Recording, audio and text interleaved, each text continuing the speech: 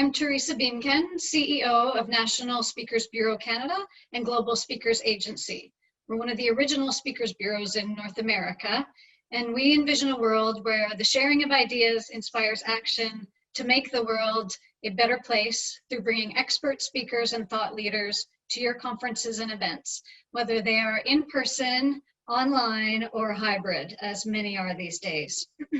On behalf of our team and our speaker, we're delighted you could join us in this community of clients, colleagues, event planners, educators, and healthcare professionals. We know these are challenging days, made more so in some respects by the return to school for so many of our children this month.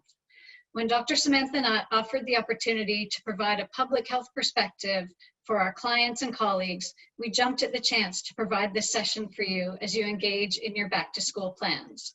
We so appreciate you joining us today. I'm pleased to introduce our speaker of the day. We've worked with Dr. Sam Nutt for over a decade on speaking engagements and consider her a trusted advisor and friend. Dr. Nutt is a public health specialist and internationally recognized global health expert with more than 2 decades of experience working with vulnerable children throughout the world as founder and president of War Child Canada and USA. She's a parent, a medical doctor, a staff physician at Women's College Hospital, and assistant professor of family and community medicine at the University of Toronto. She holds a Master's of Science in Public Health with distinction from the London School of Hygiene and Tropical Medicine, and completed her medical specialization in public health with a fellowship from the Royal College of Physicians and Surgeons of Canada. She's a best-selling author on global affairs, and she's a recipient of both the Order of Ontario and the Order of Canada for her work to advance the health and human rights of women and children.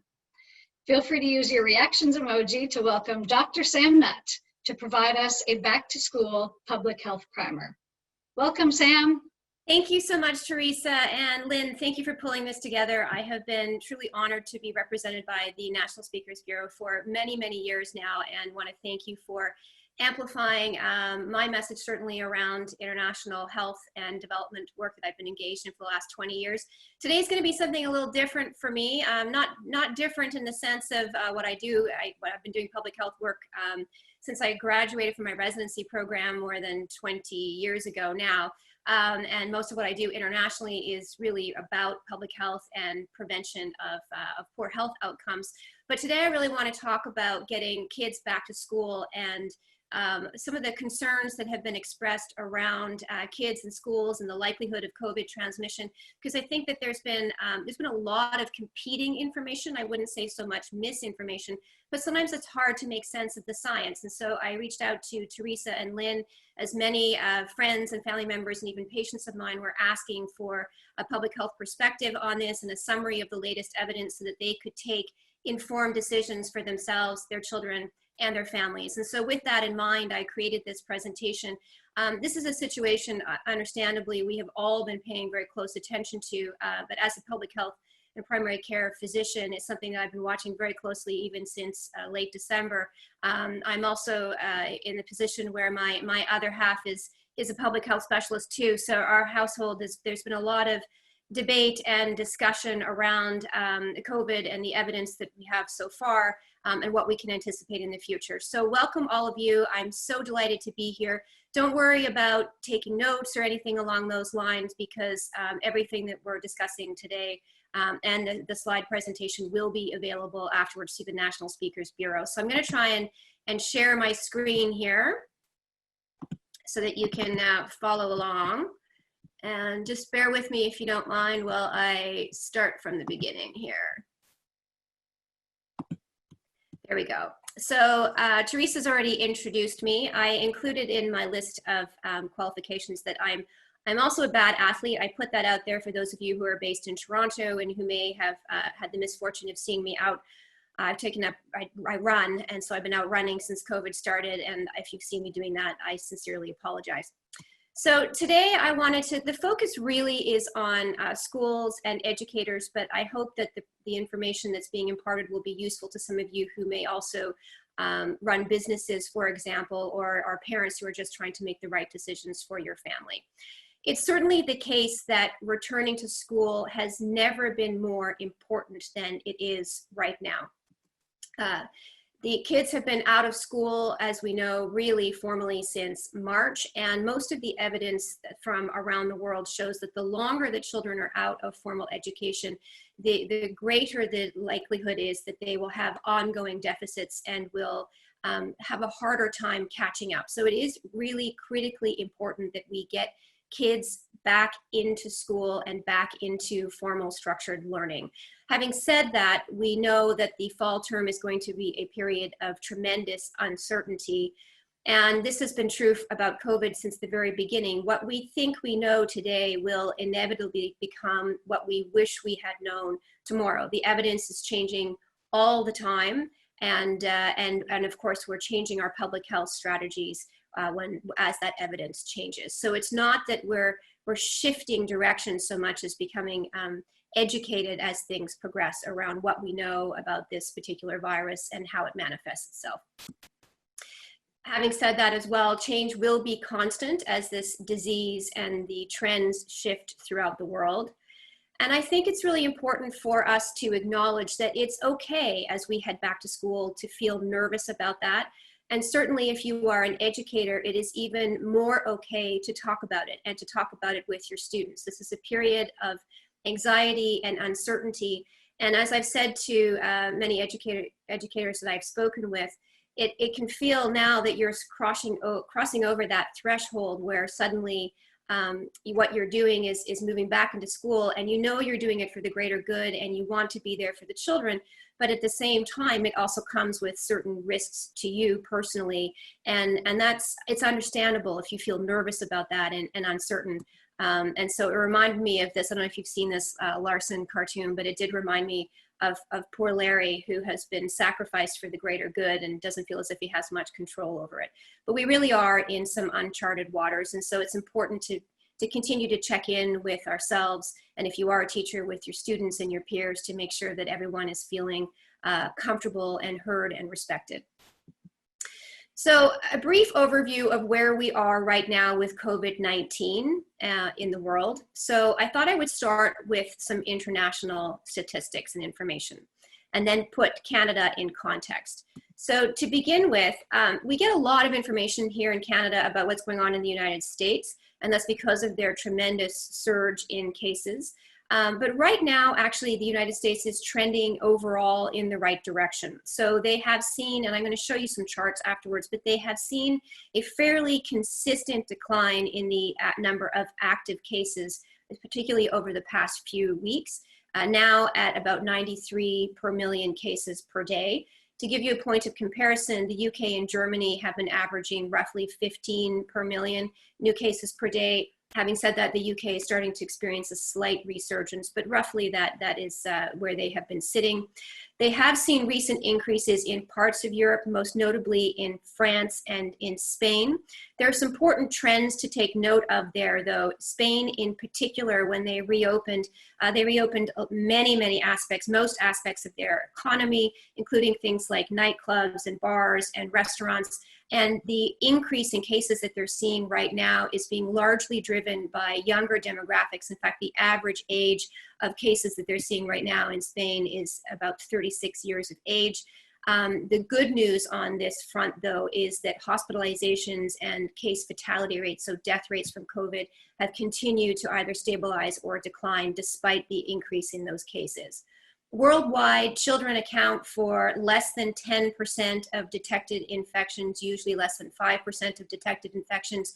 And I think for some context, this is really important to remember. And again, I'm citing the US here because we have read and seen and heard so much about the catastrophe that is unfolding south of us. And I think this is important to note that the total US deaths among children so far, thankfully, of COVID-19 has been lower than each of the last 5 flu seasons and 5 times lower than what the United States experienced during H1N1. So that's really important, and I think those of us who are parents who have children, I think it's worth taking note of that, and I think that gives us a certain degree of reassurance. How does Canada compare then?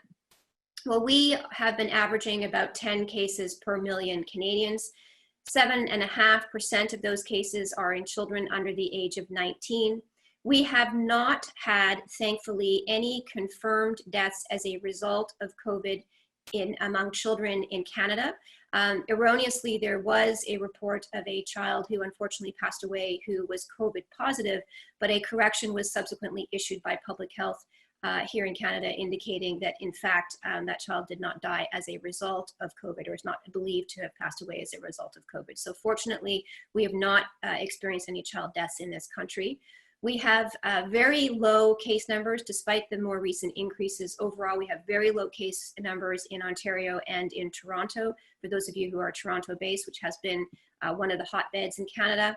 And what's driving this, oh, I'll go back to that afterwards, but I'm just, what's driving that is that we're seeing primarily clusters. So we're seeing specific outbreaks as opposed to community, more sort of widespread community transmission. So what does that mean? Well, what that means is that we're seeing outbreaks among groups that might be at a wedding, at a banquet hall, at a bar, for example, migrant farm workers, so clustered cases, as opposed to people who were riding on the subway and were sitting beside somebody and then managed to contract the virus. Ultimately, however, COVID transmission in schools is going to depend on one thing above all else, and that is this. How much we see when it comes to COVID in the classroom is going to come down to how much community spread there is. So the fact that we are, for the most part, across the country, in a reasonable place in terms of controlling our case numbers, that is going to bode well in terms of the upcoming fall term and the likelihood of seeing cases within the classroom. So here's a picture that will put Canada into a global perspective here. So how do we compare to the United States and the United Kingdom? And you can see that from the peak that we experienced in late April, early May, we really have more or less plateaued, and these are figures that go right up until about a week ago. Similar pattern in the United Kingdom, although it experienced a much greater surge in cases early on because of their delayed lockdown. And the United States, you can see again, significant increase, but that is also starting to come down. So where are some of the places where we're not seeing this kind of decline? Well, oh, that has my other, sorry, I'm gonna have to go back to this slide here because this didn't work. So let me give you this example here of some places that have not experienced this kind of decline. So India right now is experiencing a pretty significant surge, but you can also see that they had quite a delay in terms of when they began to experience the COVID-19 pandemic. France, I mentioned, is starting to see an uptick. South Korea I included because it's often cited in a lot of studies. It looks as if it's experiencing a bit of a surge, a late surge here, but in fact their numbers overall have been quite low. And so when you jump from 2 cases per million to even 8 cases per million, it's still a very small number, but it can look very impressive when you put it on a graph like this. In most areas where they experienced an early surge, they are now experiencing lower case fatality rates. Different reasons for that taking place. Partly it's because we are becoming better at identifying symptoms, we're becoming better at managing symptoms, but there are also some other theories around how COVID-19 is transmitted and how we're treating it if people are sick enough to find themselves in hospital. So here's an important fact check around kids and COVID-19. And so what I've done here is I've separated this into what I consider to be the strong evidence, so things that we can reasonably rely on. And the next slide that I'm going to show you is what I would call mixed evidence. So the pattern is not entirely clear in terms of whether the statements on the next page are true or might change in the coming weeks. So here's what we know, or we have strong evidence for. The vast majority of children under 10 years of age experience mild to no symptoms of COVID-19. It is extremely rare, thankfully, for children to require hospitalization for this virus. Children under 10 are unlikely to transmit the virus relative to older teens and adults based on the preponderance of evidence we have available. Children are far more likely to get the virus from us as adults than the other way around. Children are rarely the index case, which means that they are seldom the ones who cause an outbreak, and I'm going to explain that a little bit more shortly. Close, prolonged contact, which is considered 15 minutes or more, is still the primary mechanism of spread. So mainly, again, we're seeing high degrees of spread within households, within close contacts, but not through our casual time-limited interactions. And even within households, when children have been the index case, that usually occurs when you have an outbreak within the household in about 0.5, depending on the study, to 8% of those household outbreaks. So it does not appear that kids are in any meaningful way, even within the households, drivers of this particular infection, which is important. And we're talking about younger children here, children 10 years of age and younger. Now here's where we have mixed evidence. Teens, especially older teens, likely follow the same transmission patterns as adults, although most studies do support the idea that kids that are 16 years of age and younger probably transmit at about half the rate of adults. So again, the older the child, the more they are like an adult physically, the more likely they are to transmit this virus in the same way as an adult. Again, mixed evidence here. Some of this sort of thinking came from a study that was out of South Korea that ultimately wasn't peer reviewed, and where the researchers then ended up discovering that the teens that they thought had transmitted infection within schools and within the household actually had common community contacts. So not to get too technical, but when they believed it was happening from the school and the kid to the home, in fact, it was happening outside of those things, more likely because of outside contacts that they had. Teens, however, are more likely to have mild to no symptoms, which means it can be very hard to identify infected teens. Milder symptoms in children and teens, likely, this is the working theory, equals less viral shedding, which likely, again, still a working theory, equals a lower risk of transmission. The early days of symptoms, the symptom onset, is generally associated with peak viral shedding. So if you have even very minor symptoms, and especially if you're an educator or if you have a child that is school age and heading into school, if you're wondering about whether your child is in any way unwell, you really do need to isolate that child. You really do need to keep that child home, especially for the first couple of days until you can determine whether the child needs to be COVID tested or not. Here's what we know in terms of school outbreaks so far. And I'll start with the good news. Data from around the world demonstrates that schools do not so far appear to be hotbeds of transmission. And I'm going to give you some case examples shortly.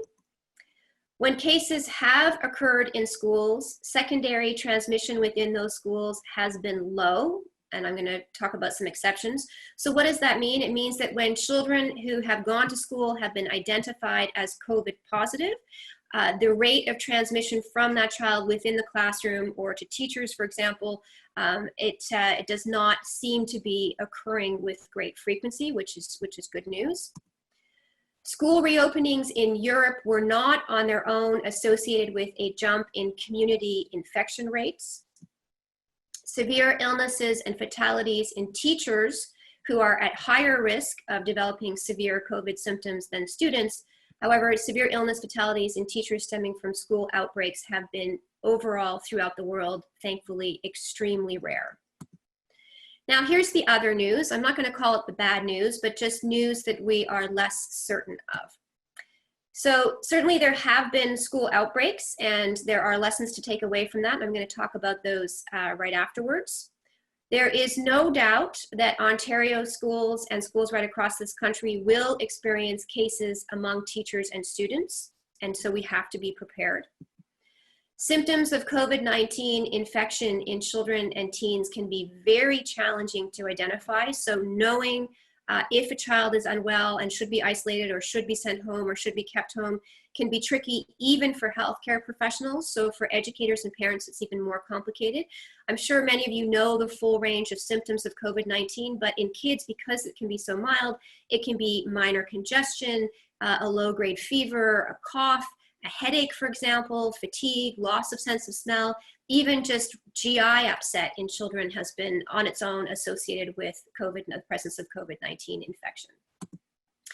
And the other big missing piece, which is splitting the scientific community, is this question of aerosol transmission. So we know that COVID-19 transmits very effectively through droplets, and the bigger the droplets and the more infectious that person is, the more likely they are to infect other people. So if they're coughing, if they're sneezing, if they're sputtering, speaking moistly, which became a bit of a meme earlier this year, that those are the most common ways that we can transmit COVID-19.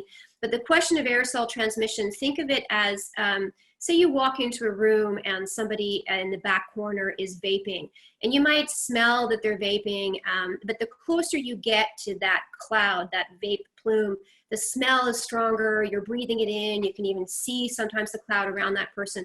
So this is what we're talking about when we're talking about aerosol transmission. What we don't know is the extent to which those aerosols actually have a high load of the virus and how infectious it is when you breathe it in, whether you'll actually contract COVID-19 from it. The thinking is that that it can happen, that it is happening, and the impact of that is that obviously ventilation, if you're having aerosol transmission, becomes incredibly important. Having said that, again, I want to emphasize that the bigger risk is always the droplet transmission, the coughing, the sneezing, the close proximity to somebody who is infected. So what lessons can we take from what has happened in other corners of the world? I thought I would start with Germany, and specifically Berlin, because it's an urban center. So they reopened not too long ago, just a few short weeks ago, and 2 weeks after a very broad reopening, and we've seen some of this most recently in Alberta as well, they had cases in 41 out of 825, representing 4% of Berlin high schools, which resulted in some school closures. They had hundreds of teachers and students who were quarantined as a result of those cases. But this is the important stuff here. Most of those cases involved only one student or teacher, which is actually what we have seen in other parts of Canada. This was the lesson that we have seen from Quebec, and even most recently from Edmonton, from Alberta, we are seeing individual cases that are taking place, which means they were so far acquired in the community, and then that child presents at school and is later diagnosed with COVID-19. In all of these cases in Germany, and again, this evidence is just beginning to emerge here, infections were believed to be contracted outside of school as a result of community transmission and not from within school. The other thing to note about the return to school policy in Germany is that masks were required in halls, but they were not required in classrooms. So most teachers and students did remove their masks in the classroom. And the early evidence from Germany shows that these cases did not cause outbreaks within the school, which is very similar to what we saw in Quebec in June when they briefly returned. Now, here's a less positive example, but there are reasons for it and lessons to be learned, so I'm going to talk about this as well. Israel. So in Israel, all schools returned in late May after a period of very low community spread, but they had high school outbreaks which started within days. Ultimately, more than 10,000 teachers and students were quarantined. Hundreds of students and teachers and relatives ended up becoming infected with COVID-19. However, and this is a very important caveat here, they had very crowded classrooms averaging between 30 to 40 students, usually in spaces of about 500 square feet. The windows were closed to maintain the air conditioning because at the time Israel was experiencing an extreme heat wave.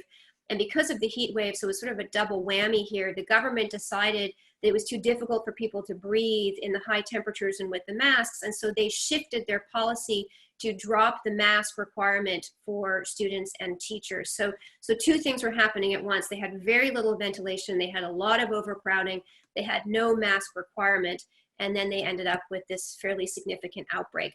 The other thing we learned from Israel is that at least in one of those high schools, 60% of the students who ultimately tested positive for COVID-19 were completely asymptomatic. So you can see how difficult it is to trace people who are positive.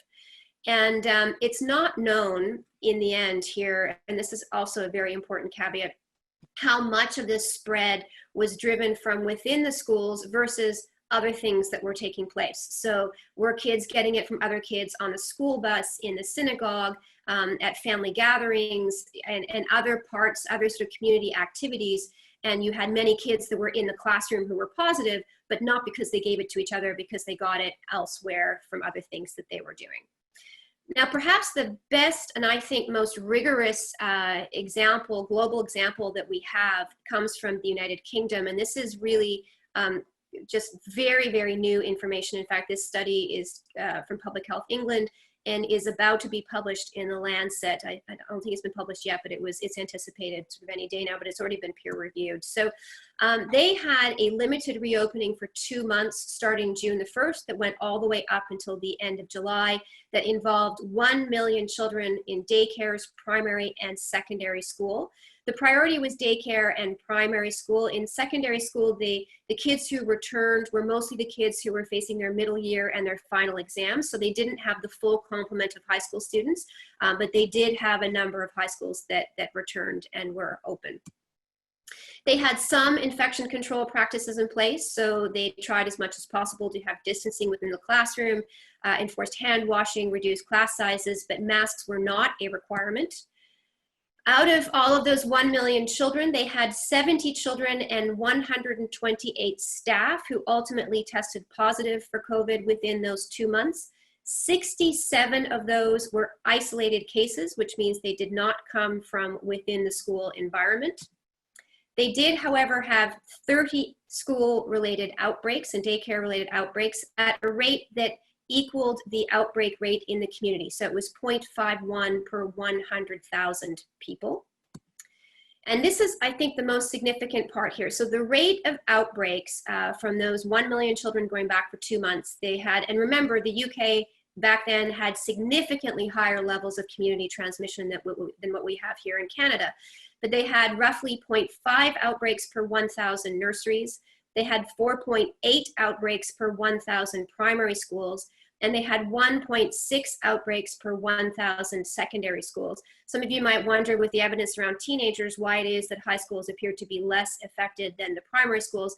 And as I mentioned, that's because they didn't have a full return. They only had a couple of years that were returning, which probably provided a level of protection for them. Now, for those of you who are educators, if you remember nothing else from my presentation this afternoon, I hope you will remember this. The majority of outbreaks in those school environments were linked to the staff and not to the students. The probable transmission direction, in this case, staff to staff, out of the 30 outbreaks that they experienced, 15 of those outbreaks came from staff towards other staff. Staff to student was 7, so 2/3 came from staff to either their peers or to students. Student to staff, the other way around, was only 6, and student to student was very small. It was only 2.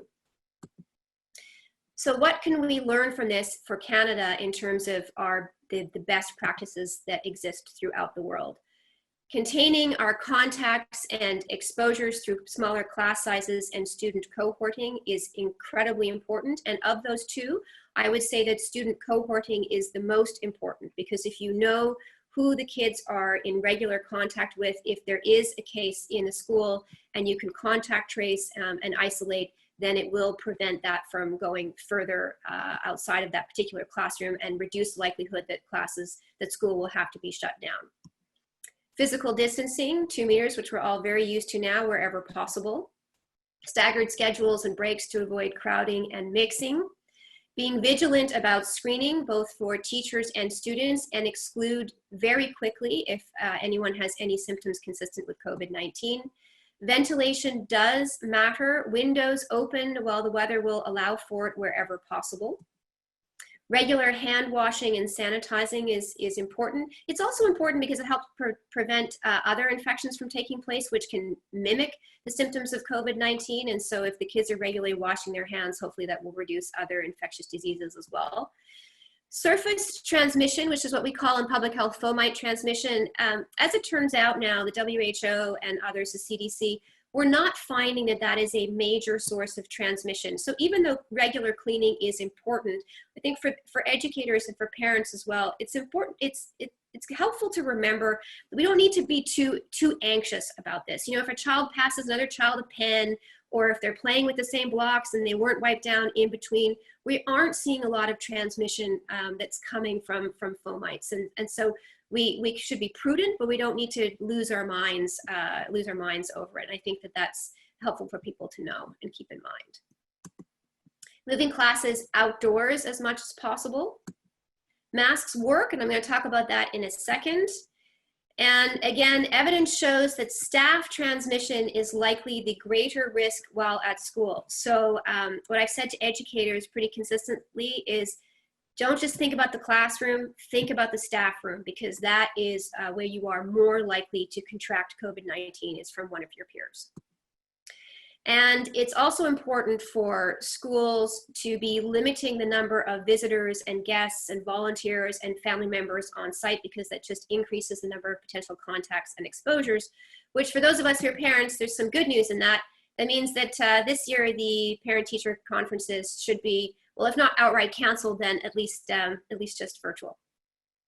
I have a 15-year-old, so this particular cartoon is relevant in our household. Masks, a brief word on masks, because there's some confusion around this as well. Not all masks are created equal.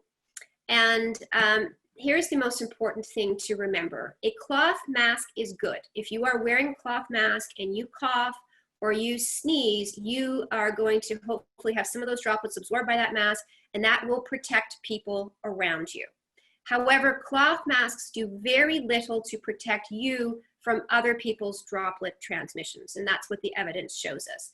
So if you have a cloth mask that has room for a filter, you can buy those blue shock paper towels and cut a little square and stick those in there. Any kind of filter that fits into your mask is going to enhance its effectiveness. So better than a cloth mask is a cloth mask with a filter. If you're seeing kids, or if you personally are using, for example, a fleece mask, it might feel great, it's nice and soft, you feel like you can breathe, it's a lot easier to wear. Chances are, if it's a lot easier to wear and soft like that, and fleece masks in particular, it's just not very effective. So if you're seeing kids wearing fleece masks, it's worth encouraging them to wear a different kind of mask. The best masks are still the surgical grade, just the regular surgical masks. You don't need to buy the N95s, but they work very, very well. You grab them. Let me see if I have one right here. If I was a little better prepared here, I would have had it on my desk. But I'm sure you all know how to use them now, but the white side is facing in, the blue side is facing out. You grab the ears, you put it around, and then reach over and try to pinch the nose as much as possible, and then adjust it down to get your close seal, okay? So if you can, don't forget to pinch that nose, because it will give you a better seal across the top, and just adjust down the sides. So surgical grade masks, if you have them, and they're much more easily available now than they were certainly at the start of the pandemic. And the advantage to the surgical grade masks is that they will not only protect you, but they will protect other people in your environment, and they absorb significantly more, upwards of 90% of those particles. Finally, I do want to close with just a reflection on mental health, particularly for young people during this pandemic time.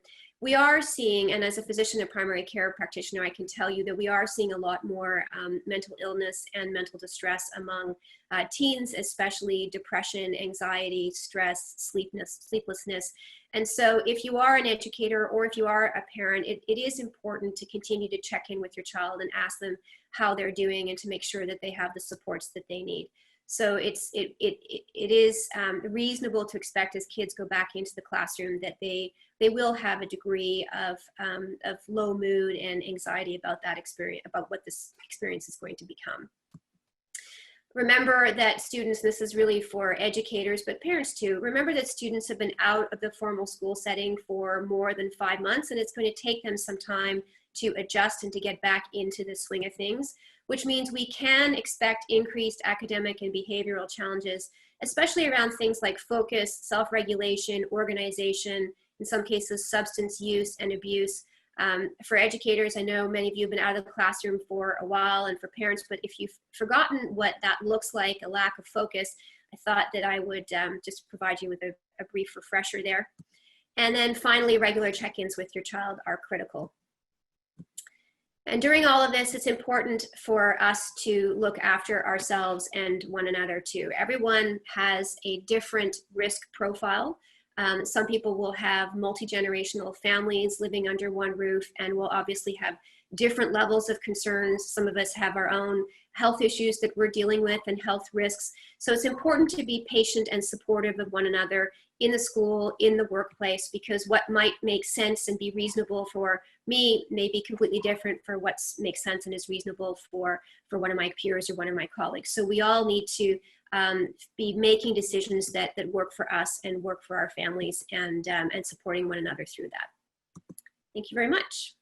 And I'm happy, and if you want to look at some of these references that I've used here, you are more than welcome to do that after my talk, and I'm happy to take your questions. Thank you, Dr. Nutt. Most appreciated. And as always, your style is accessible and enlightening while entertaining at the same time. So I know our audience appreciated that. My pleasure, my pleasure. And we do have some questions that have come in, so I'm happy to share those with you. And perhaps we'll start with one that just adds a bit of clarity on the language. There's a question about just clarifying, is aerosol small droplets? Think of it more as vapor.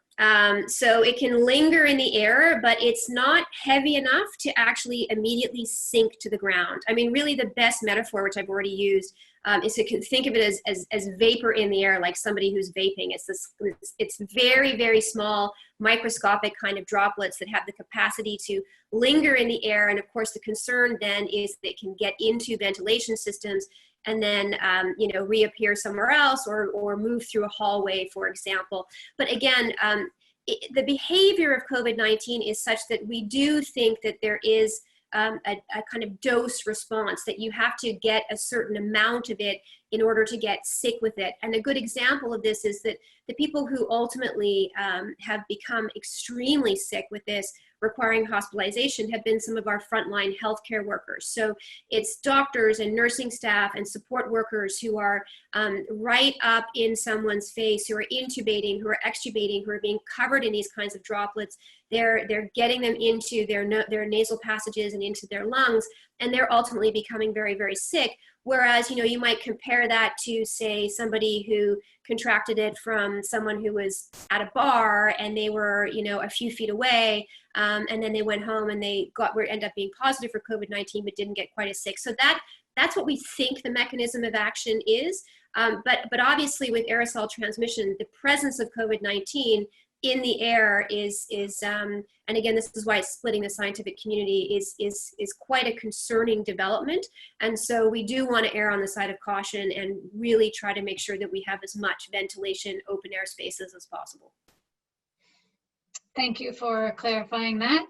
And then you had touched a fair bit on adult-to-adult transmission, especially within the classroom. Can you speak to younger kids to older parents and grandparents, or people that might be immune compromised, and what you're seeing there?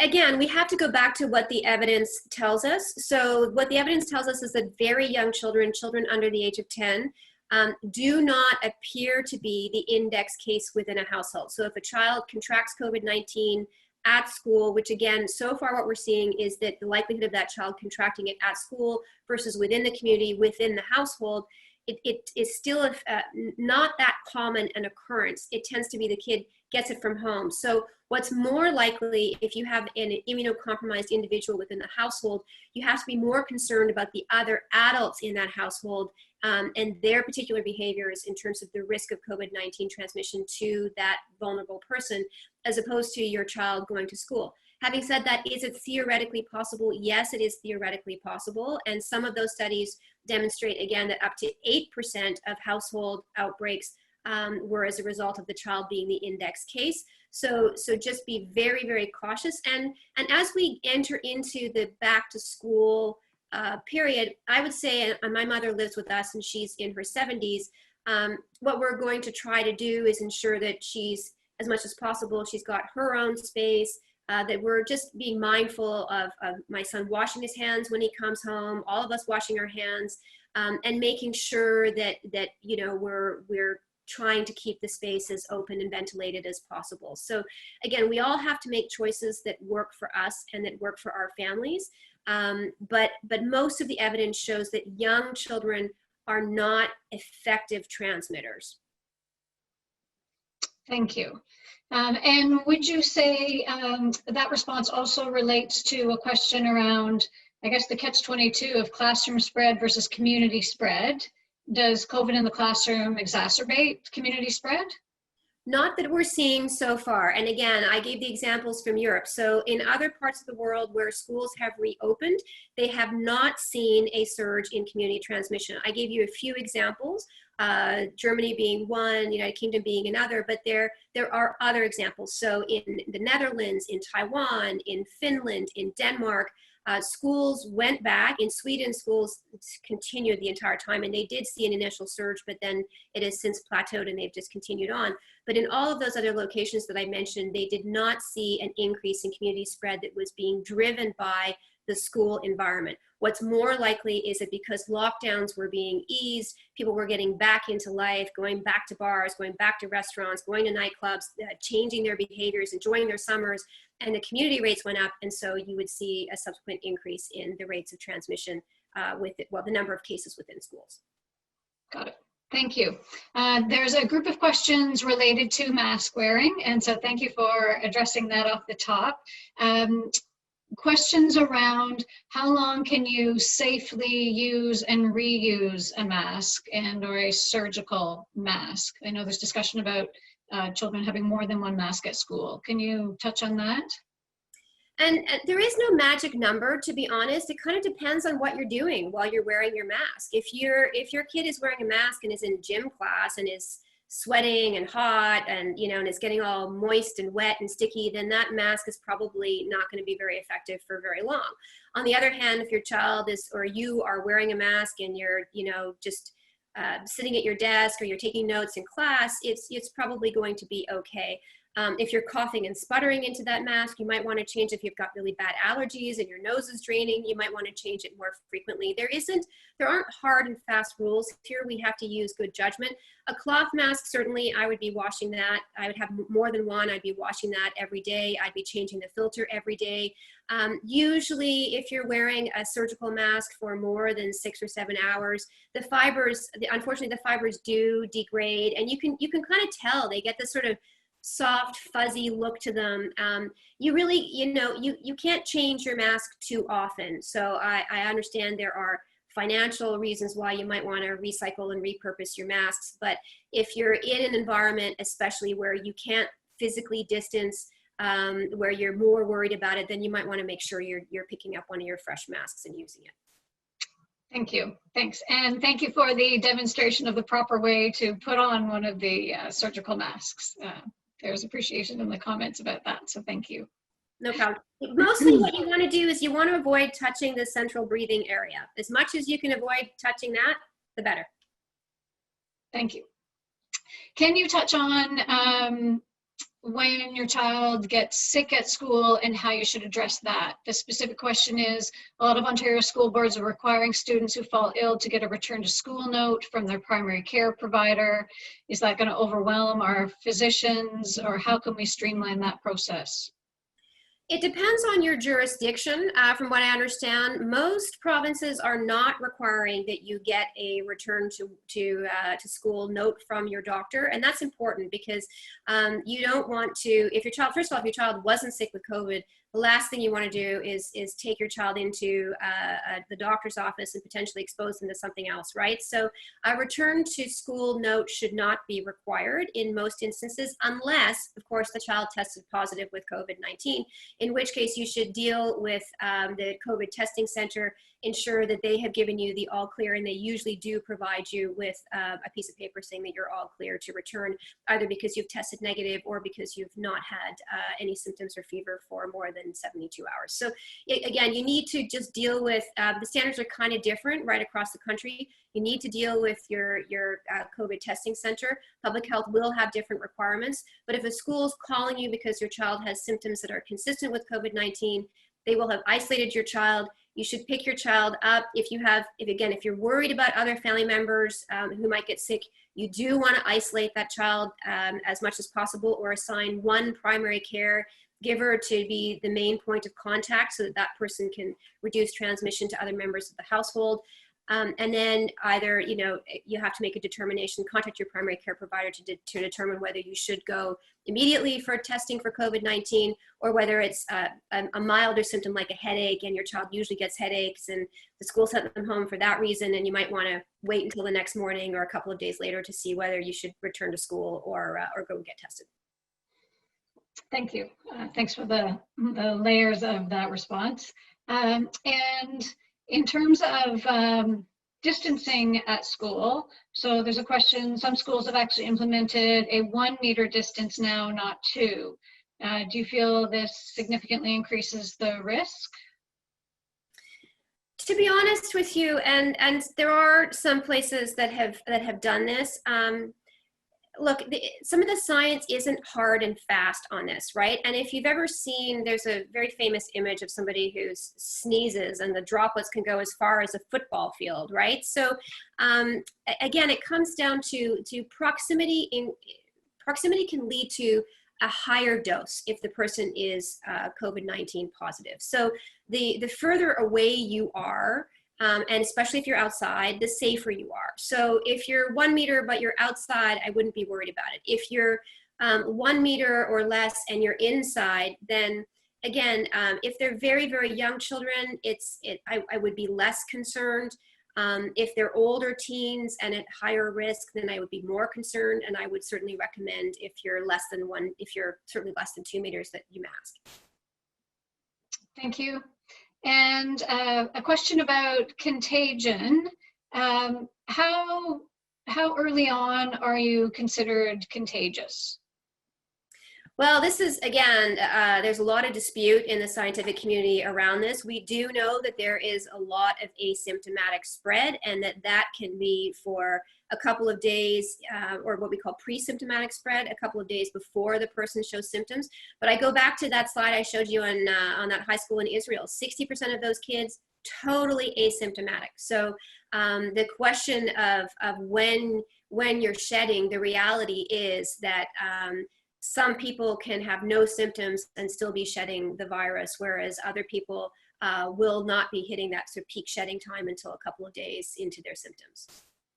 Okay, and I think that relates to another question where there's a challenge about knowing when you are symptomatic or not, and that how different is it from cold or flu symptoms? I think parents are wondering about how concerned they should be if their child appears sick. Again, it's hard to say. COVID unfortunately has a bunch of different symptoms that are extremely common. Again, headache, GI upset can be associated with COVID. What I will say though, and there's been a lot of concern expressed around flu season and entering into flu season and what this could mean. And I do want to offer a little bit of reassurance on this front, in that we usually look to what's happening in the Southern Hemisphere and in Australia to figure out what our own flu season is likely to look like. And there was initially worry that we're going to be dealing with COVID and flu, and will they amplify each other, and will it be, really a terrible, terrible fall? But in fact, what we found from Australia is that they've had one of the mildest flu seasons that they've ever seen, because the very things that we're doing to protect ourselves from COVID are also protecting us from other things, strep throat, flu, other viruses. So that's why, hand washing is important. We're wearing our masks. We're keeping our distances. We're taking all of these measures that hopefully will reduce the other things that our kids get. But if your child comes home and has a fever and a cough and you're concerned about it, it's fairly easy to get tested. For those of you who haven't been tested yet, it's not the most pleasant test on the planet. But I am hopeful that Health Canada in the next few weeks will approve other tests that are much easier to administer and certainly much easier for children to tolerate, such as the spit test, the saliva test, the cheek swab, the throat test, and that kind of thing. And hopefully we will see them also approving some of the home tests, because even if they're not as accurate as going to a COVID testing center, some of them on the market in other jurisdictions are about 80% effective. And I think many of us would like the ease of having that at home, testing our child. And if that test comes back positive, then we take them for a confirmatory test. So you cannot test enough is really the message to impart. Understanding though that for young kids, it's not a great test. So you might want to see how they do overnight and speak to your primary care provider before you take a decision. Thank you. And there's a question about the impact of busing to and from school. Again, busing is close proximity, so you want to keep the windows open, and you want to, if your child is old enough to understand and to mask, I certainly would recommend that. Thank you. I'm just going to keep skimming here for additional questions that are unique from those that you've responded to so far. Yeah, it's a tough job looking at all the different. So far, you've been very helpful in your responses.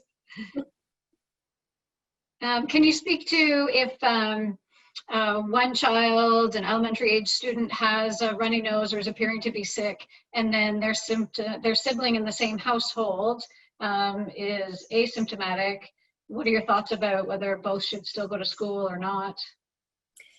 Again, it depends on whether you're worried about or how consistent those symptoms are with COVID. And I'm going to tell you what public health is recommending, and I'm going to tell you what, for myself as a parent and as a public health practitioner, what I would do. I only have one child, but I can tell you if I had two children who are both going to school, and if one of those children ended up with symptoms that were consistent with COVID-19 to the point where I thought that I might go and have that child tested, I would keep the other child at home, because I would be concerned about potential exposure or that child being asymptomatic and then exposing other children in other aspects of the school and amplifying that transmission. So that's what I would do as a mom. What the public health rules right now say is that if you have one child that you're keeping home because they have we're not talking about kids that have been tested positive, but because they have symptoms of COVID and your other child is fine, then your other child is okay to go to school. But again, it's different if you've already had a child that's tested positive. Then in that case, they'll be looking at the entire family and be telling you that you should be self-isolating for the quarantine period. Okay, thank you. And what are your thoughts about the COVID app, and likely primarily for high school or older kids? How much uptick has there been in the use of that? And do you think it's helpful, or does it provide a higher level of anxiety? That's a tough one. Look, if everybody used the COVID app, so if we had 100% adoption, it would be, and compliance, it would be a useful piece of technology. The reality is we have nothing close to that. Fewer than 10% of Canadians, in most places it's less than 5%, are actually adopting this technology, which means it's a very limited effectiveness. And then on top of that, if somebody does test positive, the app requires them to then go in and upload that they were positive, and then it traces those contacts. So it requires not just that people sign up for the app, but that also when they test positive, that they're still willing to not identify themselves, but go into the app, disclose that information so that other people can be made aware. There is the risk, I find, not all contacts are important contacts. And so you need to look within yourself to say, well, if I put this app on my teenager's phone, and the child goes to the skate park or is walking home from school or goes into the quickie, like some sort of like 7-Eleven and gets a Slurpee and is standing next to somebody who ends up testing positive, you know, what does that mean? Was that a significant contact? It wasn't a significant contact. So ultimately, public health will contact you if they believe that your child or you personally have had what would be considered a significant enough exposure to require self-isolation or testing. So I guess I'm a little bit cynical about the app, only because I don't think that the way that it is right now and with the level of adoption we're seeing in Canada, that it's going to be meaningfully, it's going to be helpful. Okay, thank you. And in an earlier response, you touched a bit on your role as a mom. And can you share a bit more about what you're personally doing in your family? Yeah, so we, I mean, our son is masking and he's taking surgical masks to school, and he's got hand sanitizer as well. And we've gone through with him, certainly spent the time to teach him about how to wash his hands properly, making sure he's getting into the grooves of his hands, make sure he's washing for more than 20 seconds. We have helped him to understand that we do have higher risk members in our household. And so when he's at home, some of the things that he, especially now he's going back to school, that he used to be doing a lot of. You know, it's hard, but some of the hugging and the kissing and all that kind of stuff while he's at school, especially for this next little period while we wait and see how things transpire, we have to scale some of those things back and make sure that the high-risk members of our family have the space that they need and to be kept safe. And like I said, he is taking masks to school. He is wearing masks at school. He is seeing his friends and doing things like going for socially distanced walks and hangouts and that kind of stuff, and he's not masking during those encounters. But we have certainly conveyed to him the importance of this, that it's not just about whether he gets it, and because chances are he'll be okay, but who else he could give it to, and that's what he has to be thinking of, and he's taking that responsibility very seriously.